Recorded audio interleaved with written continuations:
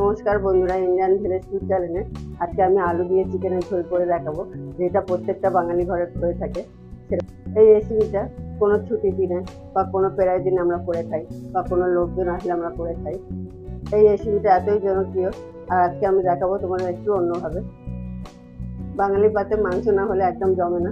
চলুন বেশি কথা না বলে রেসিপিটা দেখে নিই। চিকেনের রেসিপি করার জন্য এখানে আমি 600 গ্রাম চিকেন নিয়ে নিয়েছি। এখন চিকেনের মধ্যে আমি মাখিয়ে নেবো পাতিলেবু রস। না, পাতিলেবুটা একটাই দেওয়ার কারণ চিকেনের যে ভ্যাপসা গন্ধটা সেটাই কেটে যাবে। আর দিয়ে দেবো আমি 2 মিডিয়াম সাইজের টমেটো কুচি, আর দিয়ে দেবো ওপর থেকে আমি সর্ষের তেল। এখন আমি চিকেনটাকে খুব ভালো মতন করে মাখিয়ে নেবো। চিকেনটাকে আমি পাতিলেবু আর টমেটো দিয়ে আর সর্ষের তেল দিয়ে আমি ভালো করে মাখিয়ে নেবো। তোমরা তো মাংস তো অনেকেই অনেক রকমভাবে করে খেয়ে দেখেছো, আর মুরগির মাংস এতটাই রকমভাবে রান্না করে খাওয়া যায়, রান্নাটার কোনো শেষই থাকে না।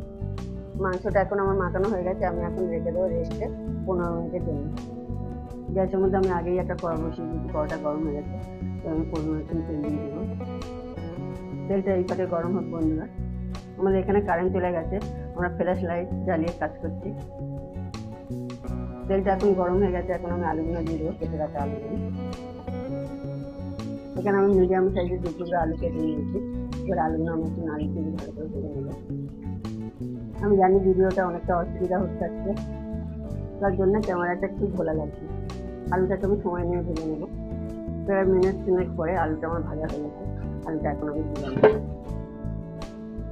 এখন ওই তেলের মধ্যে দিয়ে দেবো অনেকটা গোটা গরম মশলা, একটা তেজপাতা, একটা দারচিনি কাঠ, 2 লবঙ্গ দিয়ে দিই। গরম মশলাটাকে নাড়িয়ে দিয়ে ভালো করে ভেজে নিলাম। গরম মশলাটা ভাজা হয়ে গেছে, এখন আমি দিয়ে দেবো কেটে রাখা পেঁয়াজ। আমি এখানে 4টে মিডিয়াম সাইজের পেঁয়াজ কুচি কেটে নিয়েছি। এখন পেঁয়াজটাকে নাড়িয়ে দিয়ে ভালো করে ভেজে নেবো প্রায় 1 মিনিট ধরে। প্রায় 2 থেকে 3 মিনিট ধরে পেঁয়াজটাকে আমি ভালো করে ভেজে নেবো। পুরো 2-3 মিনিট পরে আমি পেঁয়াজটা নাড়িয়ে দিয়ে ভেজে নিয়েছি। পেঁয়াজটার এখন কালারটা চেঞ্জ হয়ে গেছে। এখন আমি দিয়ে দেবো 2 চামচ রসুন বাটা, আর দিয়ে দেবো 2 চামচ আদা বাটা। আদা রসুনটাকে নাড়িয়ে দিয়ে তুলে দেবো। এই সময় গ্যাসের আঁচে কমিয়ে দিয়ে ভাজবে, নয়তো খেতে তেতো লাগবে, কেননা আদা রসুনগুলো পুড়ে যাওয়ার ভয় থাকবে। এবার আদা রসুনটাকে 1 মিনিট ধরে আমি ভালো করে ভেজে নিয়েছি। আদা রসুনের কাঁচা গন্ধটা কেটে গেছে। এখন আমি দিয়ে দেবো কিছু গুঁড়ো মশলা। আমি দিয়ে দিলাম 1 চামচ হলুদ গুঁড়ো প্রথমে, তারপর দিয়ে দেবো 1 চামচ লঙ্কার গুঁড়ো। লঙ্কার গুঁড়োটা তোমরা বুঝে শুনে দেবো বলতে, যে যেমন তারপরে সেগুলো লঙ্কার গুঁড়োটা। তারপর দিয়ে দেবো 1 চামচ ধনের গুঁড়ো, তারপর দিয়ে দেবো 1 চামচ জিরের গুঁড়ো।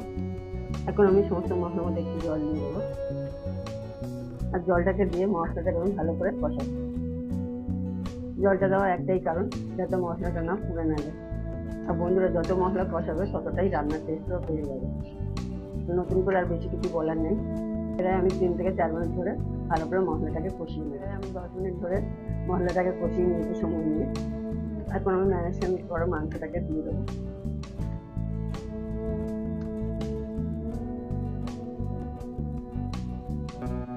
মাংসটাকে দিয়ে আমি ভালো করে নাড়িয়ে দিয়ে নেবো। সেই সময় গ্যাসের আঁচটাকে তোমরা একটু বাড়িয়ে দেবে, আর মশলার সাথে মাংসটা খুব ভালো করে মিশিয়ে নেবো। এবার আমি মাংসটা মশলার সাথে ভালো করে মিশিয়ে নিয়েছি, আর এভাবে আমি নাড়িয়ে দিয়ে পাশে সব মিনিট আমি কষিয়ে নেব। আমি এখন কোনো প্রকারের ঢাকা দেবো না, ঠিক এভাবে নাড়িয়ে দিয়ে আমি কষিয়ে নেব। এই সময় গ্যাসের আঁচটাকে মিডিয়াম আঁচে রাখতে হবে। এবার 5 থেকে 6 মিনিট ধরে আমি নাড়িয়ে দিয়ে ভালো করে কষিয়ে নিয়েছি।